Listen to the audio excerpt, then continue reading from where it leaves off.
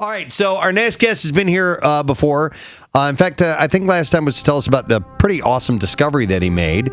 But now we're going to talk about Pluto and the fact that there's a probe that is arriving in that region today and tomorrow, actually, into prime position. We want to welcome the assistant professor of physics from Rider University, Mr. John Pachansky. Yeah. Hey, Good morning. Thank you. How you doing, John? Good. How you doing? Excellent. Doing very well. So once again, the discovery that you had made, remind me of that? The two most distant stars that we know of in our galaxy. That is it. The farthest out that we know in in our About 900,000 light years away.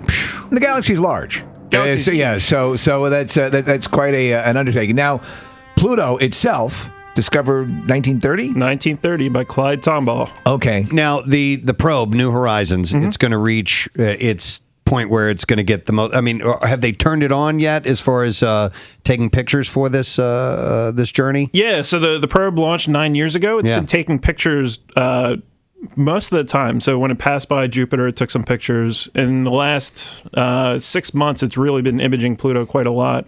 And tomorrow, right around 7:49 a.m., you guys should make an announcement. We will. That'll be the closest approach. How close will that pass be? Within 8,000 miles. 8,000 miles of Pluto. How long will it take for the images to leave New Horizons to get back to the Earth? This is the crazy part. So it takes almost 4.5, 5 hours for that signal to go from the probe back to Earth. And it's traveling at the speed of light. The signal is. The probe itself is traveling at about 30,000 miles an hour. Yeah. And that's how far away Pluto is. Yeah. Wow. Yeah, it's about 3 billion miles away. It's just astonishing. I mean, it's funny because it's a postage stamp in respect to the universe and the enormity of everything around, but it's just, you think 4 to 5 hours for the transmission to come back and all that stuff. So even though it's passing by at 7:30, we won't start seeing images until the afternoon, correct? Correct. This is a precision move that requires a lot of calculations done by many teams across the world. I know it's just math, okay, but I mean, the thought of if we send something at this exact time, at this exact speed, it is going to do this exact very thing the entire way, all the way out there, 3 billion miles away. It blows my mind. It does. Absolutely. And I understand that these are simple. These are not simple calculations, but they're just basically, they're numbers, and you can figure them out. And if you have the right people, the smart people can do it. It can be done.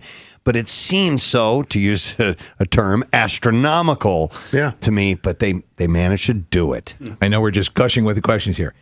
Gushing. Kathy, you're next. She said a word. And moist are her favorite words. She said gushing. Her only contribution to this entire conversation I was can't the word stop with gushing. the questions. They're just... This, these types of things blow me away, and I know Kathy has zero interest in this whatsoever. She's so riveted she can't even speak. But when I think about something that was made here by human hands and is now, it's really there. It's really 3 billion miles away. It's right there. If you were on it, you would have this unbelievable dark and scary view.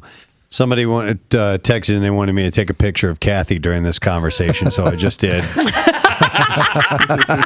I will be tweeting this out after this segment is over. If you want to see someone so riveted, Here, Kimmy, I'll tweet it out. I'm not doing anything. You're right. You're right. Would Saturn, conceivably, I've heard this said, that Saturn placed in water would float? Yep. All right.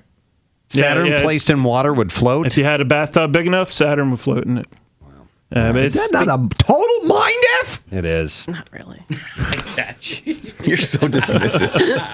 Hey, why do... I would fail your class, by the way, every single one of them. Why would you even take his class? It'd have to be a requirement. And I love these conversations, especially somebody who knows what they're talking about. As And we clearly don't, trying to figure out what the hell we're talking about.